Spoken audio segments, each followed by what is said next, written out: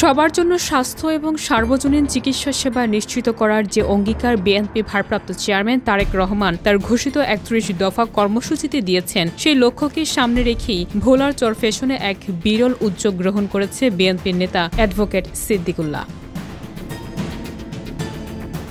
উপজেলার বিভিন্ন পয়েন্টে টানা ৫ দিন ধরে তিনি আয়োজন করেছেন বিনামূল্যে চক্ষু চিকিৎসা ক্যাম্প। এ সময়ে হাজারো মানুষ চিকিৎসা নিতে ভিড় জমায়। কর্মসূচির প্রথম দিনেই ব্যাপক সাড়া পড়ে যায়। আর আজ শেষ দিনে এসে লক্ষ্য পূরণ হয়। মোট ১০,০০০ রোগীকে চক্ষু চিকিৎসা সেবা নিশ্চিত করা সম্ভব হয়েছে। সমস্যা হলে চোখ দিয়ে পানি যায় আর চোখ চুলকা আর জ্বলে। আমার বেশি পড়া মুখস্থ করতে গেলে মাথা অনেক ব্যথা করে, আবার বেশি আওয়াজ শুনলে অনেক মাথা ব্যথা করে। এই সমস্যার জন্য আমি আসছি। স্থানীয়দের মতে, গ্রামীণ অঞ্চলে যেখানে সাধারণ মানুষ চোখের চিকিৎসার মতো বিশেষায়িত সেবা থেকে বঞ্চিত, সেখানে এই উদ্যোগ এক বিরল দৃষ্টান্ত। মানুষ শুধুই চিকিৎসাই পাচ্ছে না, পাচ্ছেন নতুন করে আলোর দিশা।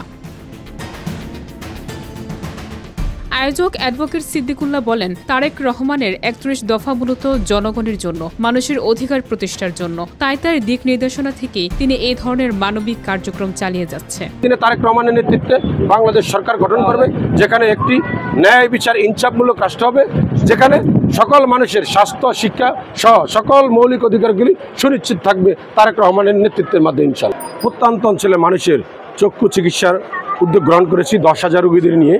ইতিমধ্যে আমাদের চতুর্থ দিনের মতো কর্মসূচি চলছে। ৩ দিনে আমাদের প্রায় ৭,০০০-এর উপরে রোগী দেখানো হয়েছে। এটা ৩ ধাপে যে আমরা কার্যক্রম গ্রহণ করেছিলাম। প্রথমে রোগী দেখানো, পরীক্ষা করানো অত্যাধুনিক মেশিনের মাধ্যমে। এরপরে সেখান থেকে যাদের মেডিসিন দিলে ভালো হয়ে যাবে তাদেরকে মেডিসিন দিয়েছি। আমরা বিনামূল্যে চশমা যাদের প্রয়োজন পাওয়ার সে চশমা দিয়েছি। এবং সর্বশেষ যেটা হলো যাদের চক্ষু অপারেশনে, ছানি অপারেশনের জন্য, সেটা আমরা আলাদা করেছি। এরপরে আমরা পর্যায়ক্রমে আমাদের যে চক্ষু যে অপারেশন সেটার কার্যক্রম আমরা আনুষ্ঠানিকভাবে শুরু হবে। আমি মনে করি ইতিমধ্যে প্রায় আমাদের ৭,০০০-এর ৭,৫০০-এর উপরে চক্ষু রোগী দেখা হয়ে গেছে আমি মনে করি। তাই এই সেবার মাধ্যমে চরফ্যাশন, মনপুরা সহ প্রত্যন্ত অঞ্চলের মানুষ চক্ষু চিকিৎসা উপকৃত হবে। আগামী দিনে আমি সবার কাছে দোয়া প্রার্থনা করব যে আপনারা আমার পাশে থাকবেন। আমি নিজেকে যে যাতে জনকল্যাণকর কাজে রাখতে পারি সে দোয়া সবার কাছে প্রার্থনা করি।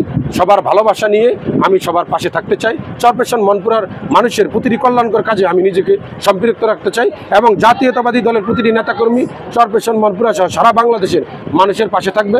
মানুষের ভালোবাসায় অর্জন করে, মানুষের ভালোবাসা নিয়ে, সমর্থন নিয়ে আগামী দিনে তারেক রহমানের নেতৃত্বে বাংলাদেশ সরকার গঠন করবে।